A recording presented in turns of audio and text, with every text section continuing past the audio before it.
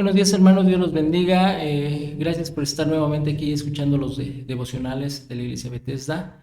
Eh, este día el tema que vamos a hablar se llama Casa de Dios, Casa de Luz, basado en el libro de Génesis capítulo 35.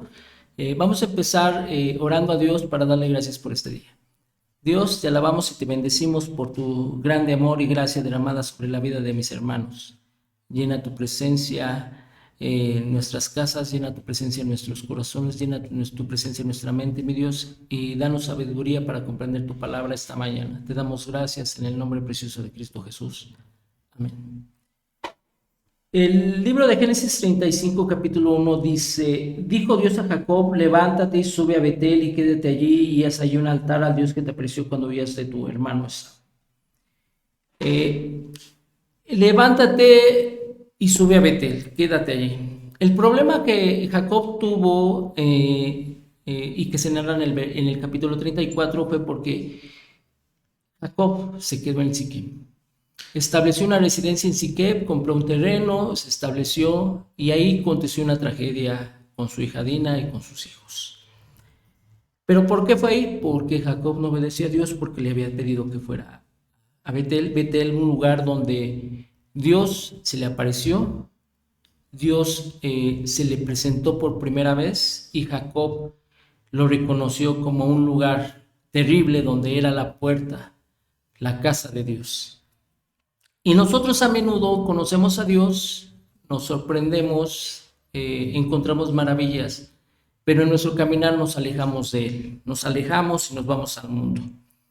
Y el no obedecer a Dios y el no caminar a Dios nos trae grandes problemas, grandes consecuencias y obviamente impactan no nada más nuestra vida, sino también la vida de nuestros hijos, ¿sí? Y precisamente la única cura que tenemos para salir de esas situaciones es salir de ese mundo, volver a regresar a donde Dios nos está diciendo. Si nosotros vamos al lugar que Dios nos está mandando que vayamos, nos va a librar de muchas situaciones.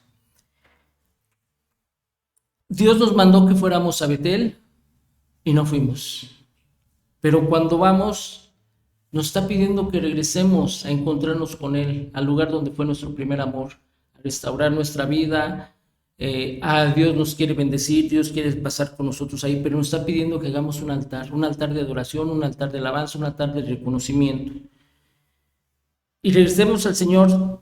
El regresar al Señor va a tener un gran efecto para nuestras vidas y para las vidas de nuestros hijos. ¿Sí? ¿Cuál es esa? Entrar dentro de la voluntad de Dios nuevamente. ¿Por qué? Porque a final de cuentas Dios nos quiere bendecir, Dios nos quiere llevar a un lugar mucho más grande. Pero lo primero que nos pide para establecer un altar de Dios es que en el versículo 2 dice: Jacob dio a su familia y a todos los que con él estaban, dijo a su familia y a todos los que con él estaban: quitad los dioses ajenos que hay entre vosotros y limpiaos y mudad vuestros vestidos. Dios nos está pidiendo en ese momento y en ese tiempo que quitemos nuestros ídolos, que puede ser nuestro trabajo, nuestras riquezas, nuestros mismos hijos o nuestra esposa o nuestro esposo. Quitemos esos ídolos y pongamos a Dios en nuestro primer lugar. También nos pide comenta que quitemos los zarcillos. Los zarcillos representaban esa relación de los hombres con el mundo, de las costumbres. Y Dios nos está pidiendo que quitemos nuestra forma de pensar como el mundo, que renovemos nuestro entendimiento, que cambiemos nuestras palabras, nuestras actitudes, nuestras acciones, que seamos diferentes a ellos. Aquí, si no hacemos esto, no vamos a poder entrar a un pleno comunión con Dios. Pero lo más importante es que Jacob lo pidió, tomando su posición de patriarca, su posición de liderazgo como padre. Si el padre no hace las cosas correctamente, las hace equivocadamente, impacta a los hijos. Si los hace correctamente, si los hace conforme a la voluntad de Dios, también va a impactar a los hijos.